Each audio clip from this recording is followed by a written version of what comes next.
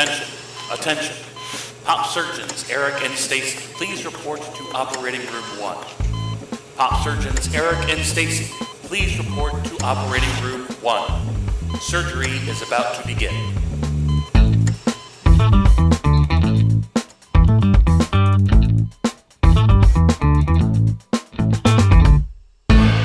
Hey, this is Popperation. I am Eric. I'm Stacey. And funny story, this is our Halloween episode. Mm-hmm. Woo-hoo. Mm-hmm. And on our, when I say funny story, you're not laughing. Stacey. Well, let's talk about why we're talking about Hocus Pocus. So yeah, Hocus Pocus is the topic of the day. 1993. Because it's Halloween-y. Walt Disney, and takes place on Halloween in Salem, Massachusetts. How Halloween-y is that? This appeared in our schedule, and I say appeared because Stacey knew that I had put it on there, and I really thought that Stacey had put it on there because the truth is, neither one of us are all that fond of this movie. I remember just going, oh God, we're doing Hocus. Okay, well, Eric really likes it, so we'll do it. But I said, I have thoughts. And then, come to find out, you were getting your haircut. That's right. I was with Sidney, and he was doing my hair, and he's like, because we knew we'd asked Sidney to do Hocus Pocus. Yep. So we knew that Sidney, who was here with us, by the way, we knew that he was going to be our third chair for this show. So he says, I'm so excited for Hocus Pocus. I said, well, you and Eric can have a field day. He said, well, wait, what? But you love it. I'm like, I really do not love it. And that's when I discovered when you learned that I didn't love it either. That you didn't like it. And thus it should have been nowhere near any schedule that we ever had that was near something I would be a part of. But the reason why I put it on there is because I have this group of friends, Sidney is a part of that particular group, who watch it every Halloween. And so I know that it is beloved by some people out there, even if it's not the two of us, or not necessarily. Oh, it's not. No, demographic. no, sorry, Bob. But people like it. So we thought, it probably worked out well that we do have a super fan who's with us to help us navigate this conversation of Hocus Pocus in a fair and balanced way. It's appropriate that it's a Halloween show because it scared the fuck out of me. Really? Oh, yes. That this was put on a big screen in front of people, that's scary as shit. Hi, Sidney. Hi. Happy Halloween. Happy Halloween, Welcome Sidney. back. Whatever, Tracy. Yeah. It was loved by an entire generation. Was it, though? Yes. It was so good. Were they a sober generation? There are some people Millennials who really love it. this movie. And if you were 12 in 1993 or less, and saw this, I mean, I don't have kids. You're the parent of this particular roundtable. I'm appalled that it got a 33% on Rotten Tomatoes. So am I, but for different reasons. Yeah, that seems high to me. That seems extraordinarily high. Cinematic genius. Okay. To the original point, I am not a parent, but I would totally let my kids watch this movie. This would be like and they would probably enjoy it.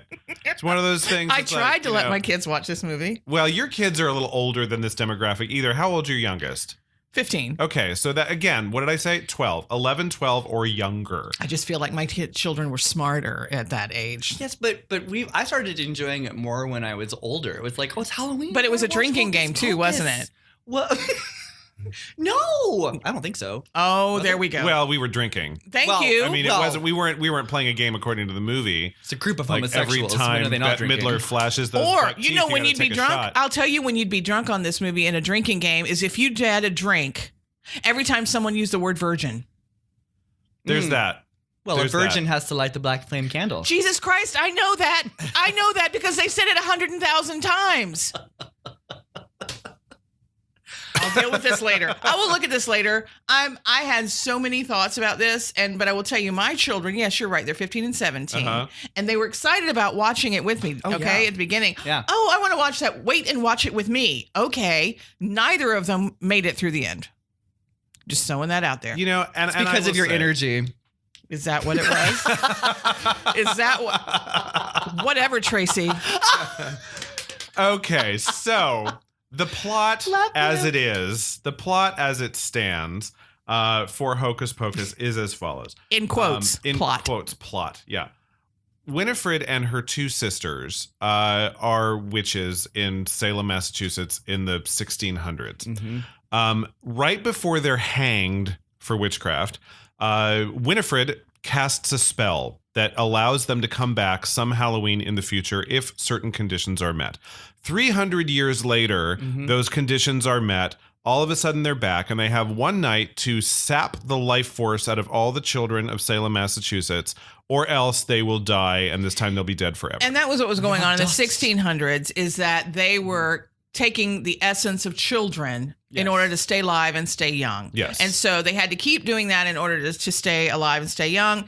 And as you said, they got caught, they were killed, and then they came back. Thank God. In 1993. In 93. We have one night. So they were and they're opposed in their quest, obviously, because somebody has to be working against them, by this teenage boy and girl who it's set up that maybe perhaps a budding romance. He has a crush on her. Also his younger sister and a zombie ex-boyfriend and a talking cat, because it's Disney. Yeah. So you need those characters there. Yeah, you know what? You're using a lot of words like need. I don't know that you do, frankly. That zombie has perfect teeth, by the way. I don't know if we noticed this when we were watching the movie yesterday. Yes. At the end, when he finally, he goes back to sleep or dies and continues in his he flashes grave. a smile. He flashes a smile, and he has these perfect Hollywood. Yeah, he teeth. also, and if you recall, and this is something that my girls and I both noticed immediately. This was in 1993 is when this movie was made. Edward Scissorhands was made in 1990. He also looked exactly like Johnny Depp in Edward Scissorhands. Kind of. Well, resembled very strongly. And I don't think that was an accident. I think it was on purpose. Sure. I mean, it was one of those things, like, it's a look, and it's a very, we've talked about Edward Gorey on the show before, that cartoonist who did the, Masterpiece Mystery, setup that. It's a very Edward Gorey kind of look. The big shock of black hair and then the very skinny frame. Also, mom jeans.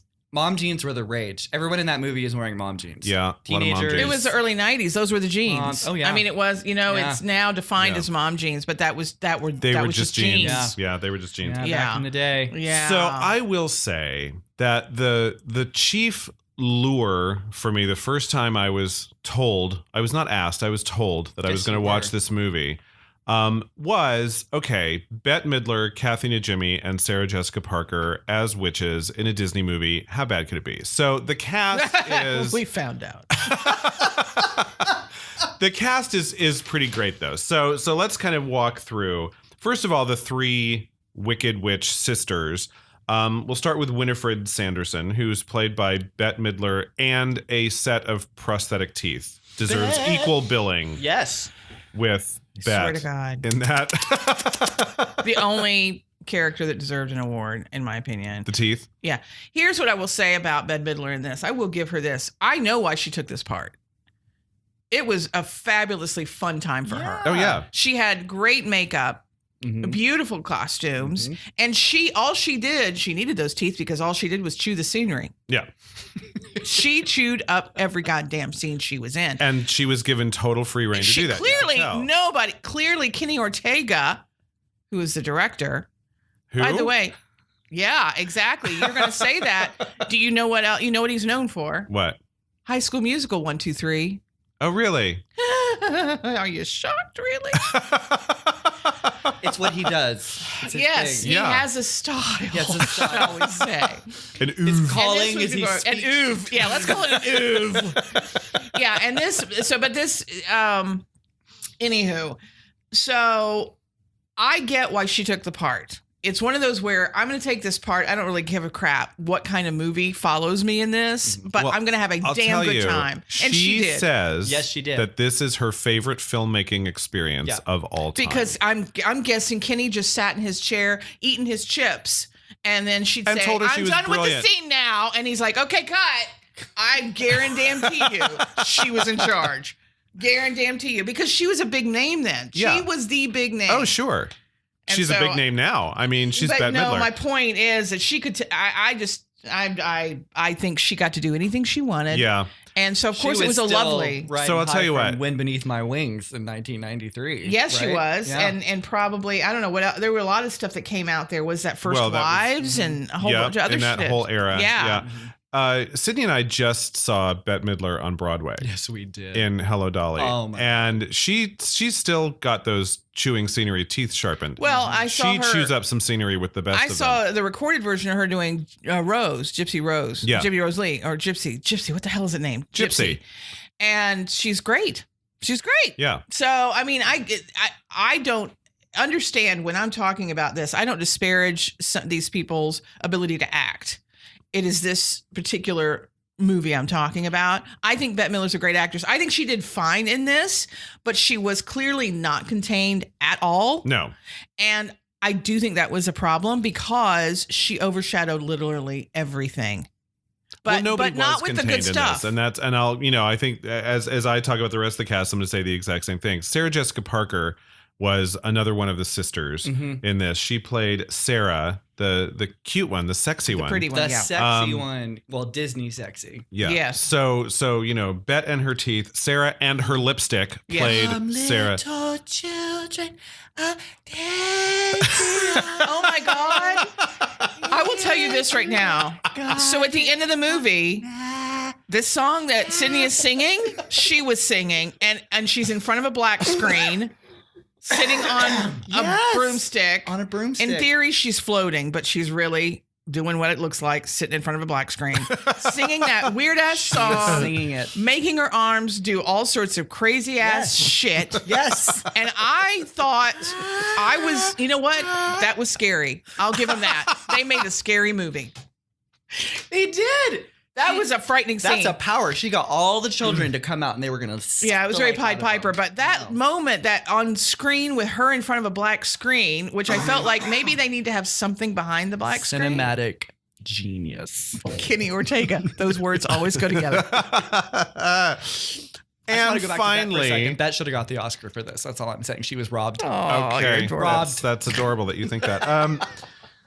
Finally, Mary Sanderson, the criminally underused Kathy Najimy, but not in this necessarily. Yes. I mean, I just wish there were more Kathy Najimy performances I could point to. Every single one of them, aside from this one, I looked at. She's brilliant. She is. She's wonderful. Sister Act, Soap Dish. She has. What was the other one you were talking about last night?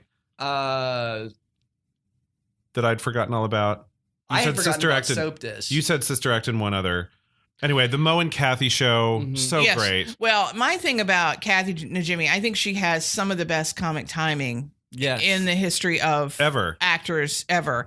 And but I do think she was underused in this one because even then, and this is why I say Bette Midler pretty much had the run of this, that in any scene where it was the two of them, I can almost, it was weird because I'd be sitting there watching and I'd watch Kathy doing her thing. And then suddenly Bette would put her arms up and her costume would be in front of her or whatever. And I'm like, are you, my God, the woman, I mean, Bette, you've got top billing already. Okay. You have the biggest sister. You can't even let her face be shit. What the fuck? Because Winifred is the boss, man. Winifred is like, you don't fuck with Winifred. But yeah, I was sorry that there was. That's going to be the hashtag that accompanies this episode. Don't fuck with Winifred. Don't fuck with Winifred. Well, I do think that it's a shame that especially Kathy Najimy's character was so underdeveloped. Yeah. I smell children. And I will say she wasn't even always right. It's like I smell scrod. She's like I smell little boys and I'm like, dude. Yeah, well, everybody can smell little boys. They always stink.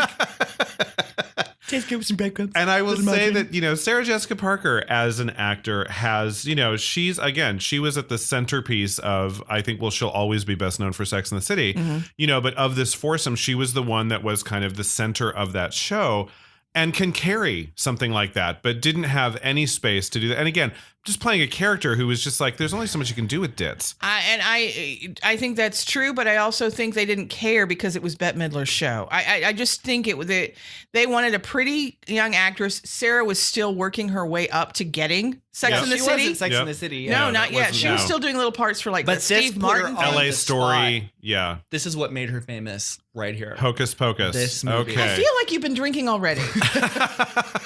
That's how I'm feeling based on what you're saying. Endeared her to the American public playing Sarah Sanderson. I'm telling you, if you could see their looks on their faces right now. Fake news. So let's get to the protagonists of this Disney epic. Max, a little actor named Omri Katz, who, if you were watching slightly more adult fare, but perhaps not much better in terms of quality, Dallas, he was on Dallas for almost a decade, playing John Ross Ewing, JR and Sue Ellen's son. Yeah. Yes. And didn't probably have a whole lot of scenes because he's a little child actor and a very adult soap, but nonetheless was there for a long time. Walked into this and has a couple of credits after this, and then we never saw him again. The one that played the cat? No, the one that played the boy. That was Thackeray. The virgin who lit the candle. Oh, the virgin. Oh, Zachary. Yes. Right. Sorry. Max. Yeah. Max is the name of the virgin. Right. Max is the right. Got it. I know that. I think he looked like absolutely every 80s white boy movie guy. Yeah. I couldn't pick out of a crowd. Slight mullet. Cute. I mean, cute kid. Enough. Sure. But I couldn't. Yeah. Had a great hangdog face. Not a lot of presence on screen. Never saw. I never looked at him and went, "Oh, why weren't you a star?" No, I know. Yeah. Vanessa Shaw played Allison, who I looked at and you didn't quite agree, but so I was like, oh, it's the Keira Knightley of the early 90s. Like, she's got that kind of face to me. Okay. I mean, I see what you're saying, but I did not think of it when I saw her last night. She was that pretty, again, early 90s girl. Yep, pretty teenage girl. Mm-hmm. Now, best known, according to IMDb, for 3:10 to Yuma, which is one of those Westerns that's got a million guys in it, and she's like the girl, right? So that was a big role for her. Working actress, I'll tell you what, she's got a ton of credits. She just works. Doesn't ever seem to... Despite having been in this. Bills. Yeah. Yep. Pays those bills. And then finally, Danny, the younger sister, Thora Birch, who became kind of a... She was an it girl for a while. Yeah. She was an it little girl. Thora Birch. Yeah. Old school. That's a choice. It's old school. I tell you, but she was like the same. That's Macaulay Culkin. I mean, you had these kids that were popping out, and they were able to do some of these things. She was good. Yeah, and she was good. Yeah, and she is good. She is a good actress, but she was good in this movie. Yeah. I'm sitting there going, "You have done all you can do with these lines. You have wrung it dry. Well done, you." And I enjoyed her performance, as opposed to some of them I didn't. Yeah, and little kids in these movies, especially from an adult perspective, can be annoying, and they were, but they could have been so much more annoying. So I will give them some credit, and particularly her, because she's the youngest one. Could have been way too precious. Yes, and yet she could have been whiny. She's smart. You can tell she's smart. And did you ever see Ghost World? I did not. Okay, Ghost World, tiny little plug, is a great little movie based on a graphic novel about two disaffected teenagers. What, a movie about a comic book and you like it? What? But this is not a superhero thing at all. It's just, the original just happened to be a graphic novel, but it's these two kind of disaffected teenage girls. And it was Thora Birch and Scarlett Johansson. And Thora was actually the lead in this. Scarlett was kind of her second Thora was fiddle. Also in the Traveling Pants thing. Yeah, the Sisterhood of the Traveling Pants. She was the daughter in Patriot Games. Right. Just a couple other things. But Ghost World, she's really sarcastic, sardonic, got a little bit of sass, big, thick, black glasses, and a very kind of retro-looking bob, and a real look, and then also just a lot of attitude. And she was great in that. I mean, it's one of those things where you kind of like, you're a 40-year-old jaded woman in the body of a 16-year-old girl, but you need someone who's smart to play that role. And she really is. She really is. Can we talk about the cat? You don't have the cat on here. We don't have Binks the talking cat. Thackeray. Who I was convinced it was Zachary and everyone had a lisp. Like it was Thackeray. hello Thackeray, and I'm like, here's the problem. Why can't anyone say Zachary? The beginning of the movie, and again, my daughters were there for the beginning of the movie, and they introduced us to Thackeray, but we couldn't keep remembering, so we kept calling, is it Thatch? And my daughter would say, no, it's Thaddeus. And they, no, it's, we went through every TH name you could because we couldn't remember Thackeray. Well, who can remember Thackeray? Well, who gives a rat's ass? I thought it was Zachary. I did too, but last night I was like, everyone has a lisp in this movie, and they don't. It's because his name is Thackeray. And he was barefooted the whole time. Running through the woods with bare feet. So the even back in the day, in 1600s, you would have little material things. You'd have something going on. We were watching this little chase scene through the woods going, ow, ow, ow, ow, ow. So the movie starts because Sarah Sanderson lures Thackeray's sister into the woods, and he's like, no, the witches, they conjure. And they go in, and he tries to save them, and then Winifred turns him into a cat for eternity, and poor Thackeray. So terrible. And he's the one that's guarding the Sanderson house every Hallows Eve for 300 years until the 90s, when he obviously loses it a little bit, and he loses control. By the way, a virgin. By the way, this little you brought up the Sanderson house, and I'm just going to go down this little thing here. So the Sanderson house is still around 300 years later. Yes, and it's like a museum or whatever. It's a cultural. That's adorable. But what my daughters and I realized is that once they hung the witches, everything would have been burned, because you don't want that shit going anywhere if you believe in witchcraft. So the fact that it's still around 300 years later, suspension of disbelief. Yeah, I think we're going to have to ask you to suspend your disbelief a little bit here, Stacey. I will not. But once we're out. Because my whole thing was, it's like, okay, they've been dead for 300 years. How does she know this song that was really popular in the 40s? Thank you. I answered that question. Well, are we getting? Are we? No, we're not. We're not. Okay, all right. So we'll get to. Okay, go on. My favorite part in the entire movie, and Eric can vouch this because I queen out every time, is when they sing "I Put a Spell on You." It's just so great, and Beck gets her little singing chops in. And so, the movie, the kids are trying to warn all the adults, hey, we've resurrected the Sanderson sisters and we're all going to die. And they're like, oh, that's so cute. And the mom goes, how much candy have you had, honey? It's really cute. In her Madonna cone bra. And then all of a sudden the Sanderson sisters come in. Because she was hot. Into this big party. And as they come in, the band starts playing during this big party. I Put a Spell on You. Which is a real song. A real song, and that's how she knows. And so she learned it with one hearing. Yeah, because she's that great. It's Winifred.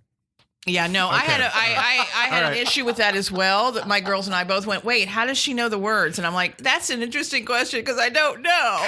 But that would be just one of the big fucking canyons of plot. Robbed. She was robbed from the Oscar. Okay, so I kind of call this movie a very Disney Haunted Mansion Halloween, right? Mm-hmm. It reminds me very much of the theme park ride, and it's just kind of there, and it's cute, and it kind of has the trappings of something scary, but it's really not. I mean, it's a good movie for little kids who might be scared by an even slightly scary movie for kids. But they can watch this because, these women are not scary. They're just quintessential Halloween Americana, all the little, the pumpkins and just everything. I'm giving you such a look. I swear to God, we both are. I can't even. Here's what my theory is what I realized. Stepping back from it. Stacey has a theory. We need theme music when Stacey has a theory. Go.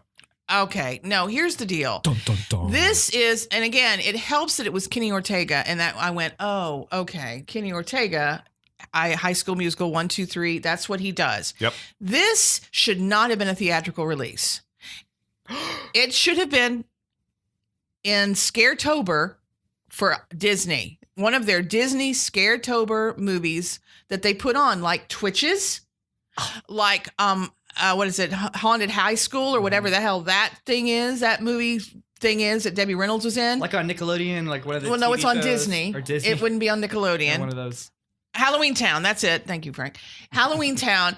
That's what this is. It is the caliber. The effects were ridiculous.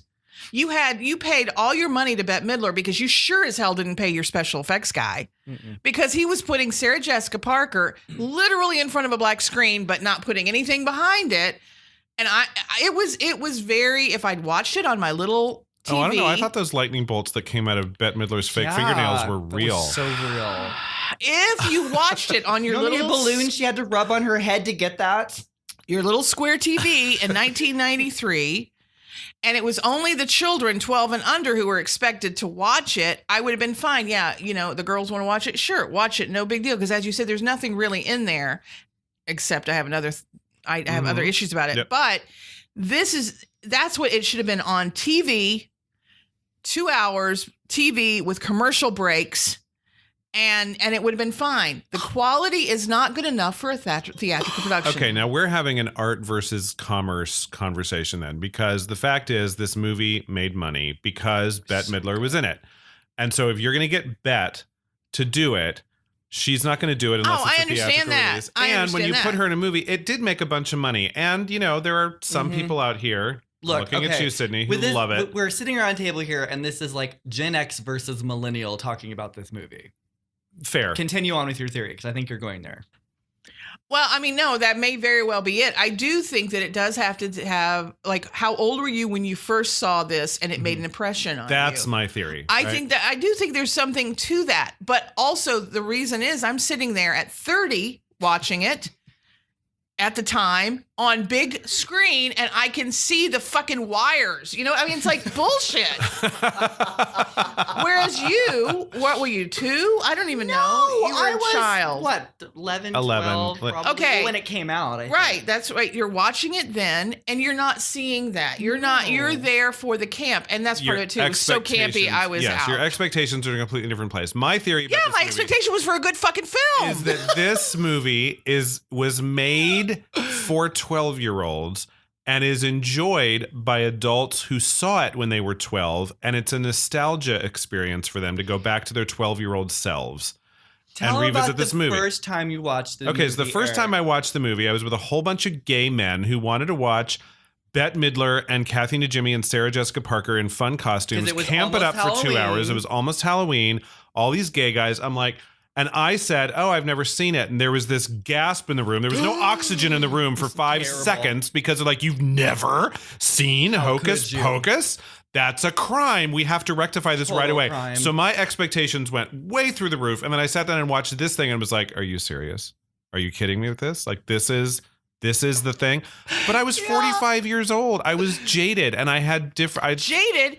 No, you knew what quality was. That's not jaded. When Sarah Jessica Parker goes, amok, and all of us are like, yes, the entire there was a whole. It was a Rocky Horror experience. You're making it into a Rocky Horror Picture Show experience, and that's completely different than taking it as a serious. This is a movie for Halloween that should be played on a this is not a serious movie for anybody. Yeah. But it's kind of like Rocky Horror, where everyone it's endearing. I want to throw toast at it.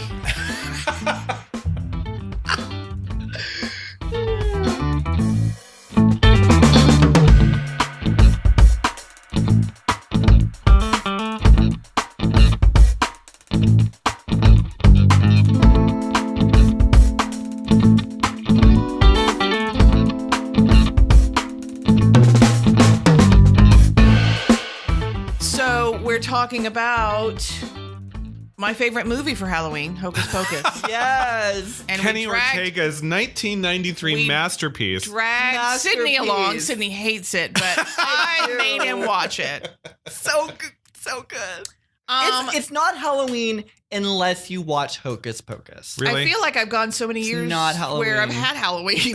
Very satisfying Halloween. Yeah, actually, without this movie. This Can't carve the pumpkins or make the cider. I feel or dip the apples. I'm gonna have you've seen Bette with her teeth. I feel like I'm gonna have flashbacks this year because of this particular thing. That's so it scared you then? It is scary in a bad way. But not in the way that they want to be. Children Okay, you know what? Here's what I'm going to say about that. I don't know which is scarier, you or Sarah Jessica Parker. I don't know. So here's what's the most interesting thing about these sisters to me, and that's comparative because there's not much about them that I find compelling. Well, there's not much you know about them. You know that they're sisters and they eat children or something. They're not scary. They suck the life force. They're not the scary. children. They are not scary at all. These are like not scary. So it's a Halloween movie. These are witches who want to kill all the children. They're very Disney witches. Mm-hmm. So that's what's interesting about it. It's like, okay, the plot really is they want to kill all the children. Well, it's the Hansel and Gretel thing. Yeah. But they're kind of like the Three Stooges. A little bit, witches. yeah. They're never really a threat. Like you're never. That's actually ever, really the Three Stooges of witches. I would say that's true because there is a lot of that physicality, pushing, kind of shit. Yeah, and here's my other thing about it is that when you have like a collection of characters, like you have three sisters in, who are witches in this thing, typically each one of them gets kind of like a personality, and it's kind of stock personalities in a way. But this one, we get bossy, Dumb and Dumber. Bossy, sexy, ditzy, stupid. That's what it is. Bossy is Winifred. Sexy ditzy is SJP. Yeah, but she's also dumb as a fucking rock. Yes. Well, ditzy, but yeah. No, ditzy is different. Beyond ditzy, yeah. She's ditzy. She's ditzy, but she's also dumb. To the point of being damaged. And then, Kathy Najimy takes it to the next level. Yeah, she's just an idiot. She's got literally nothing going for her. So for the audience, I have to, because this made me laugh so hard. So Eric writes in the outline about Mary. This is the word for word. The even stupider sister whose performance extends into special needs territory in a way that doesn't age all that well. Still, it's really hard to hate Kathy Najimy, which is true. Yeah, it is difficult because I love Kathy. I love Kathy Najimy. I think she's really wonderful. do. How can you stay mad at that face? Well, if she keeps her jaw crooked like that, I can do it pretty well. So to me, so here's what I wrote down for all of them. Winifred, I wrote down like it's Dr. Teeth from the Muppets as a witch in drag. It's that kind of, first of all, the teeth, but also and the lipstick. But the acting style is so broad and so campy, and I get that's why people love it. And I will say. And I said this to you guys right before we started recording. The first time I saw it, I was like, what the fuck is this garbage? The second time I watched it, I walked in going, I really don't want to watch this movie. I don't like this movie. I was primed not to enjoy it, and I also did not enjoy it. This is, I'm sad to say, the third time I've watched this movie. And last night, I was like, okay, I have a podcast to prepare for. I was looking forward to this conversation. And I sat down with just, completely no expectations around it.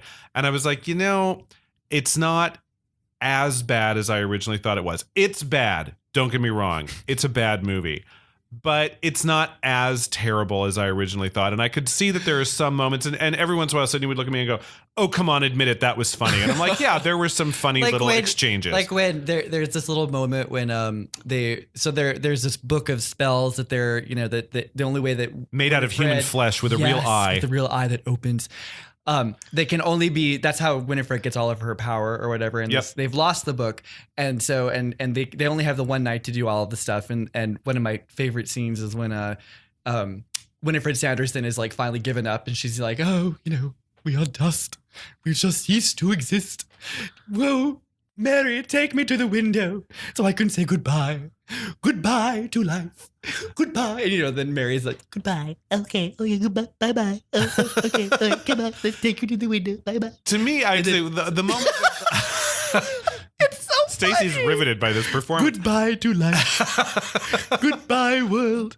At this point, I was checking the time to see how long the movie had. I was doing a little bit of that too. To me, the funnier moment was when, at the very beginning, Winifred is really trying to impress upon her sisters something that they need to hear. Both of them are dumb as a box of hair. And so she's like trying to make sure that they really did understand. And rather than just say, don't hurry up and get this, they have one night to do this. They have one night to do it or they're going to die. Do you get it? We're going to be dead. Do you understand that? And Kathy Najimy's response is not to say, oh, yes, I understand, but to compliment her on her storytelling technique, because it really did kind of go in waves and really, climactic crescendo there. Delivered beautifully. I really like how you do that kind of thing. Here's the thing about and I will Sidney, say it's funny. I mean, it's like as comic actors, they're doing their thing and they're having a good time, and I get it. It's okay. For kids, what's funny for kids. about Sidney and Third Chair when we're talking about a movie is you literally know the movies word for word. Well, because it's How many times have you seen this movie? Hocus Pocus? Yes. At least once a year for the last, 10 years.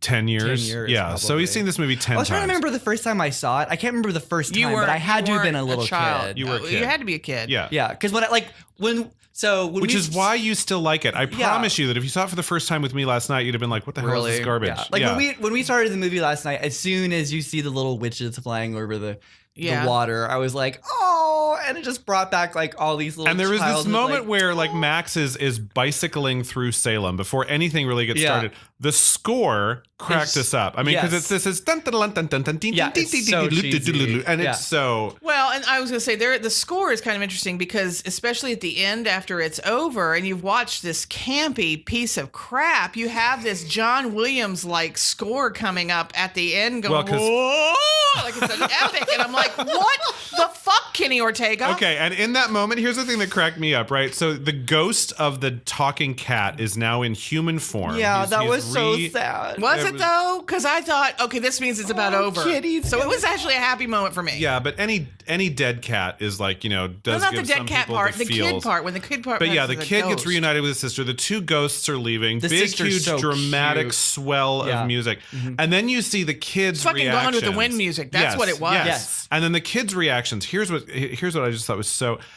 Max has this like, wow, look what's going on kind of reaction, which I thought was like appropriate.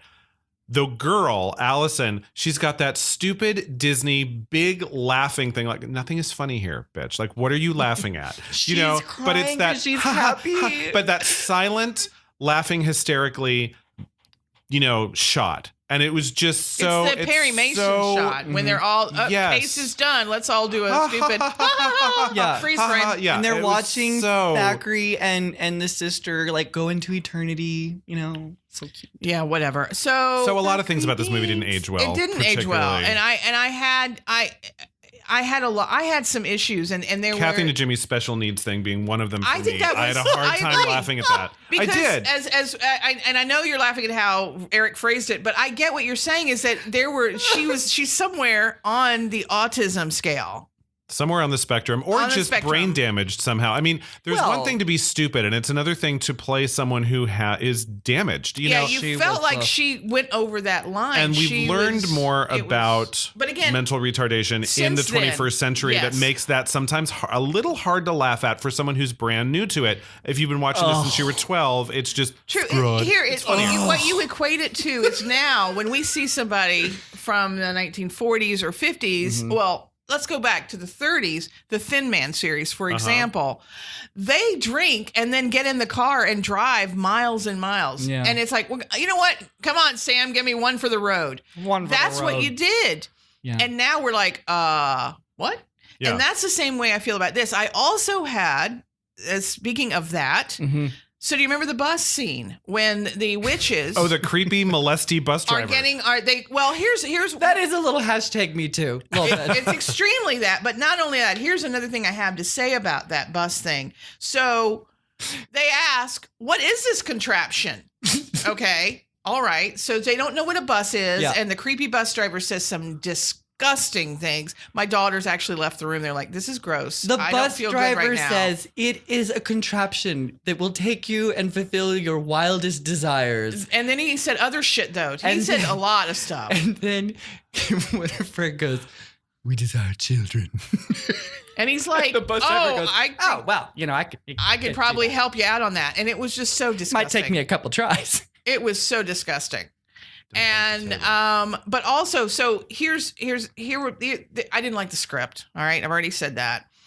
So she says that, doesn't know what a bus is. They go through that disgusting molesty Me Too kind of conversation. Disgusting molesty Me Too. It was awful. She is kind of riding him a little bit. She's sitting. Sarah Jessica Parker is when she's in his lap. Did you notice riding that? the bus and like he's honking the horn and she's kind of like bouncing up and down. I'm telling you, there were so many things that were uncomfortable. She had 300 years without any sex. I mean, Carrie Bradshaw was having a Samantha Jones moment right there. She needed to have a little bit. But here's an inconsistency. Later on, when the kid is driving the car trying to get away from them, and Bette Midler comes up to the side and she says, "Where's your permit?"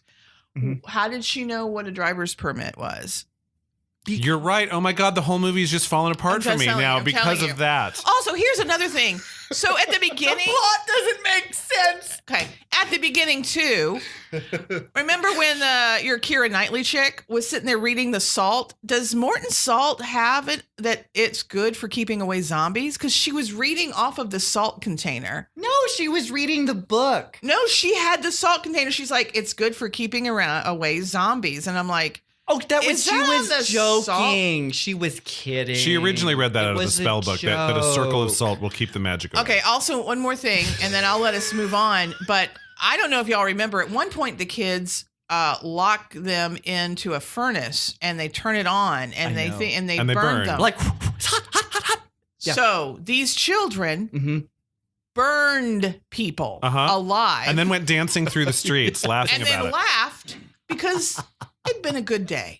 It was. Children are psycho. But my children are awful. I'm sitting there and my daughter's like, they just murdered people. I'm like, yes, they did. But they murdered them. They Disney murdered witches. Them. But they murdered. You guys are missing the word. And they turned into green smoke. But then they came back.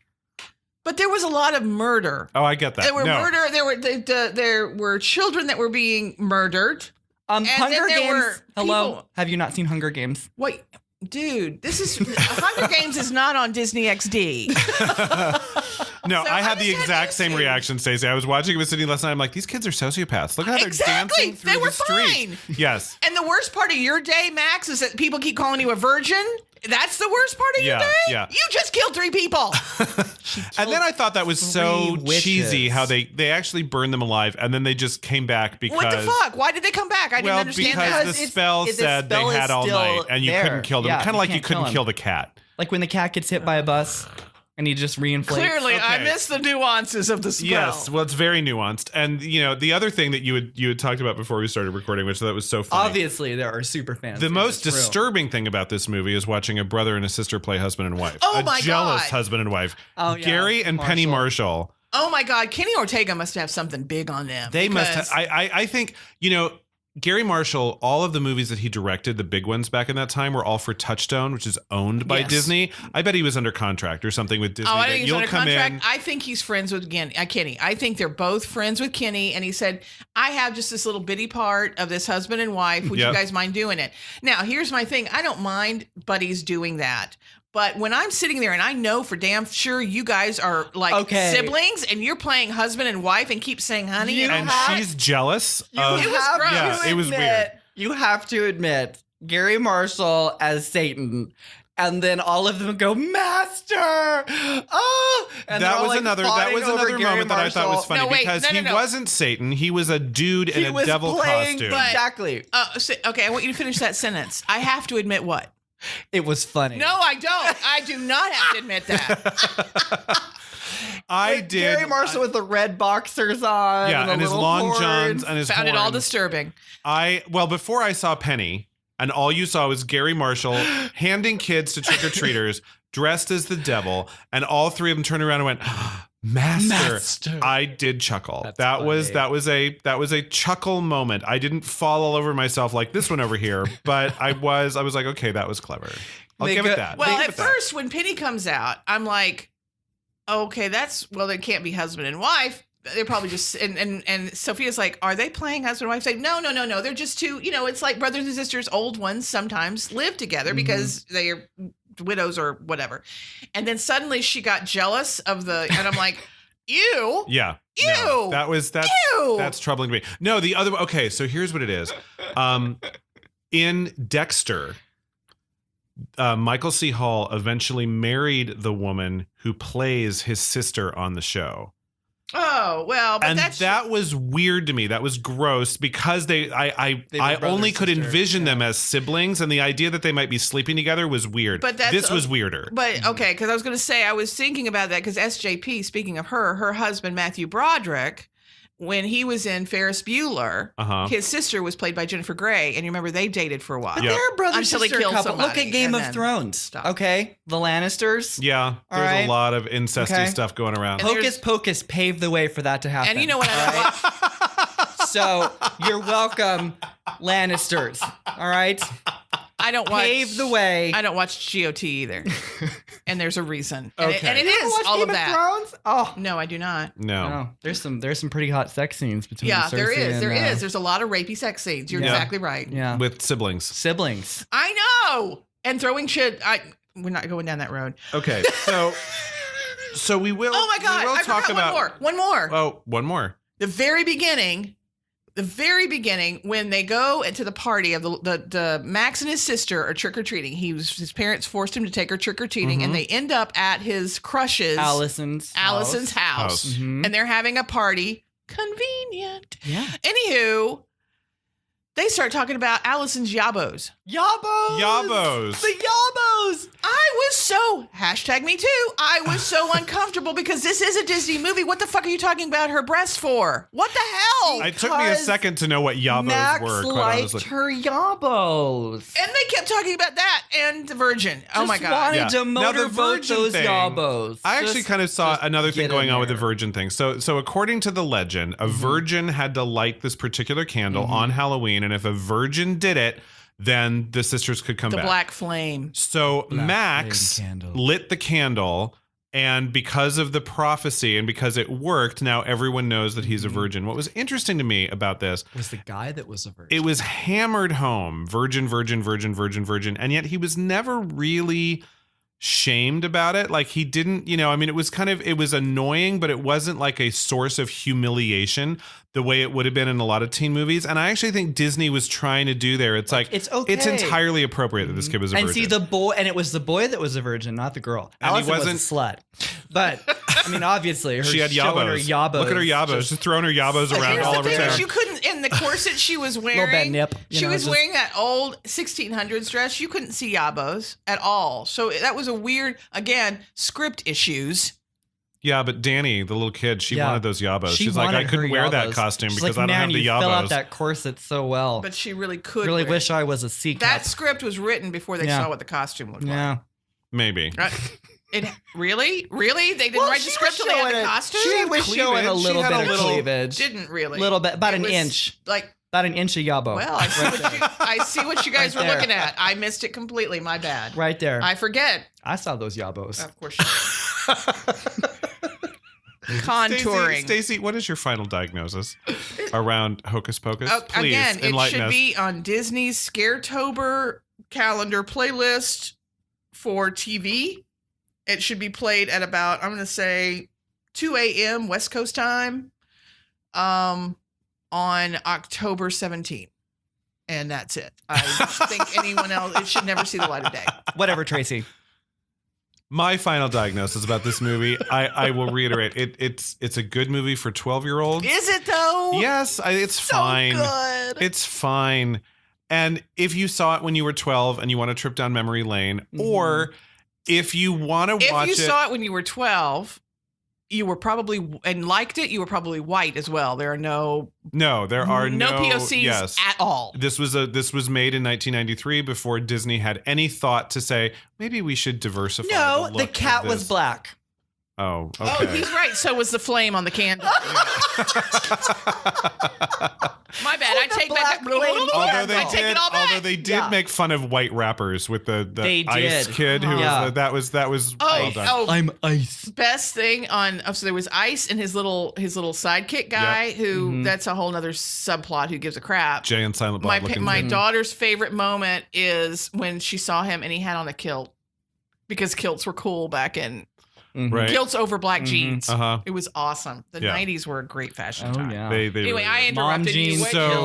So 12 years old, or if you like to remember when you were 12 years old, or if you want to do something super campy for Halloween, and you don't mind a movie that you can kind of talk through and make fun of. Also, you could do some really good drinking games. Yes. Okay, because there's a lot of stuff repetitive. If you cannot handle the horror genre at all, even things that are suspenseful, if American Horror Story gives you nightmares, this is something you could turn on while the kids are trick-or-treating instead. That's as much as I'm going to say.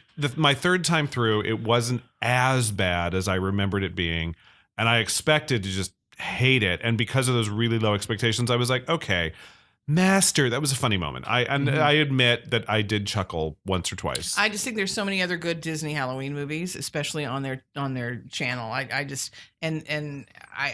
don't care for it. Your final diagnosis, you get the final word. Know, it is cinematic genius, and y'all are crazy. Okay, crazy. It is so good. It's funny, it's campy, it's just Halloween, just like quintessential, like Americana, like the pumpkins and the cider and the and Bet is awesome, and all of them are awesome. Kathy Najimy is hilarious. You know, Squad, okay, Yabos, okay. There's so many quotable lines in this movie. Oh, that's your doctors. They're here to take you away. Go see it. Especially, look, I think this is a generational movie. Okay, so this is like what's that one movie that you're like, how come you've never seen it? Oh my god, it's so good. And the Heathers. Oh, movie. Heathers. Yeah, that one. And I watched it and I was like, really? And you're like, oh, it's so funny. And I love my dead gay son. And you think that is the funniest line. See, exactly. This is a classic for older millennials. I showed Heathers to a bunch of millennials. Mm-hmm. They all hated it. It was terrible. Hated it.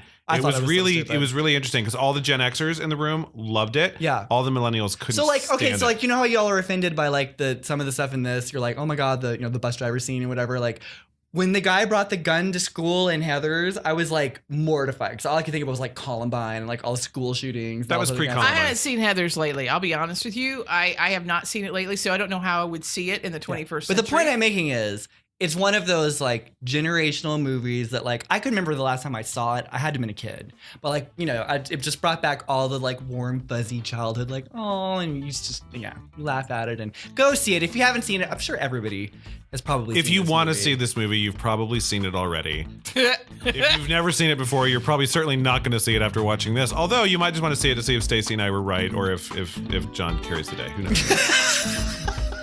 It was so good. Happy Halloween, everybody. Happy Halloween, everybody. You've been listening to Popperation with Eric and Stacey, the podcast that dissects popular culture one bloody organ at a time. Eric and Stacey are taking a 2-week break. In the meantime, you can catch up on past episodes you may have missed. Check out our podcast archives on iTunes, Stitcher, Google Play, YouTube, and any other podcast listening site or app. You can also follow us on Twitter and Facebook at Popperation Room. You can also check out our website at popperationroom.com for all of our podcasts, our blog, swag, and games. From all of us here at Popperation, we thank you for your continued support. Until next time, when we're back in the scrubs. Barbra Streisand in a white pantsuit is also scary. We've done scary 3 weeks in a row. That's true. Bang, bang, bang.